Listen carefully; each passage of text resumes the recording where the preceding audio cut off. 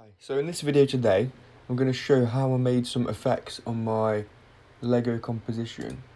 So if I just open my project.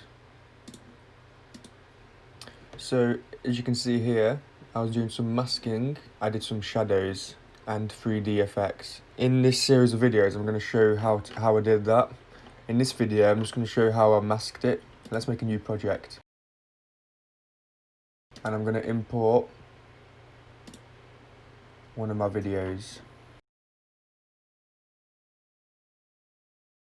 Take this video, put it on the timeline. Right, so we've got our video in the timeline now. And I hope you're up to date with After Effects and just the basics how to use it. So this is the timeline, and then bang, effects, transform. These are the simple settings, and then if you want to get an effect on it, go to effects and presets and then put your effect on it. So I'm not saying I'm a professional at this, I'm simply an amateur, but I just want to show you my easy way of doing things and how I made the video, which took quite a long time. So for the masking, I'm going to need this effect. It's called mocha. Just drag it on there, and then in the effects thing, launch mocha. So let's launch mocha. So it's best to do full resolution because then your masking will be more accurate. So here we go. We've got my Lego tower, and I want to mask out the edges, and then I'm going to make a nice 3D out the outside so I can put things behind it. Right, so first, to make the first mask, go into this tool. It's called the X-Spline Layer tool, and this, just draw around what you want masking. It's best with masks to do small objects first. So I could mask out the whole bottom section here, but then when I'm going through the mask and correcting it, it's going to take ages because I've got to go and focus on every little part. Whereas if I do one little part here, I can just go frame by frame and check each one is correct and zoom in, and I'll be able to see it all without having to move the place around. So let's just do this black area here. Let's just do this black building here. So to zoom in Mocha, hold Z, and then hand tool is X. So let's go ahead and do some masking.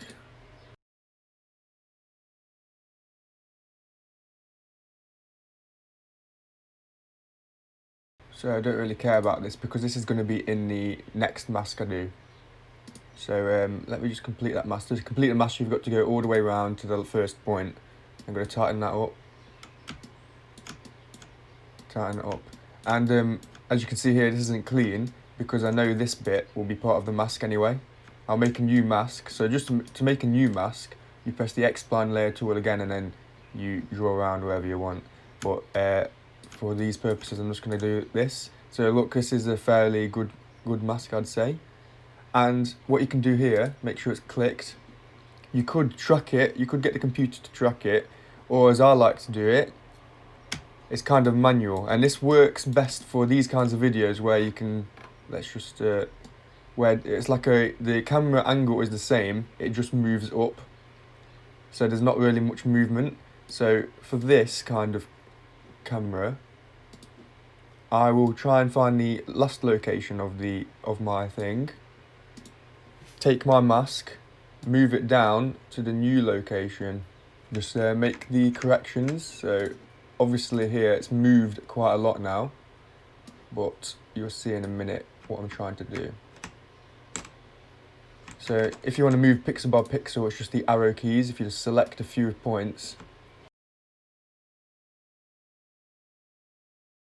So with this here, it looks like these points will be coming together because I've lost, because of the perspective, these points are going to be all clumped together at the end of it. Make it so they get closer and closer as time goes on.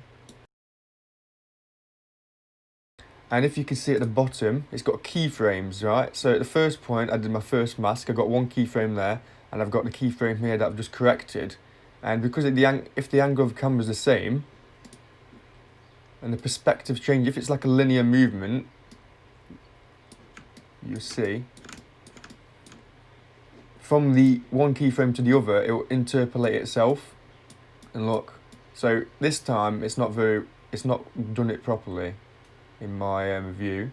go halfway through the 2 keyframes you've just made, move it back, correct it.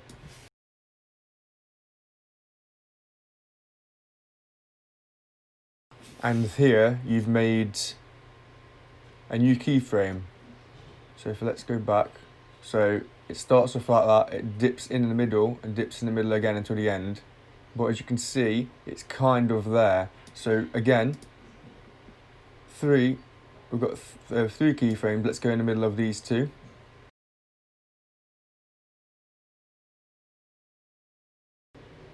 Again, it's still not in line. So again, go back to the keyframe. Let's go back in the middle of these 2.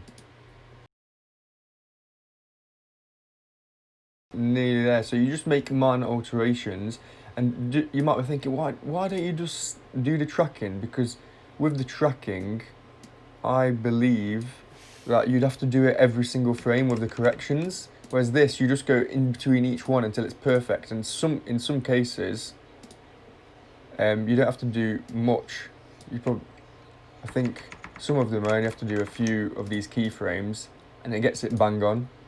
I think it saves a bit of time as well, because when you do the tracking, every keyframe you change and then you track again the next frame, then it kind of gets rid of the keyframe before. So if you do this before, get your keyframes as a guide and then track, I think you will save a lot of time. Because I did it on my first video, special effects of the Lego, I did the tracking and it took me quite a long time, but then on the second one I did it this way and it took me less time to do it. So it still needs some minor alterations here.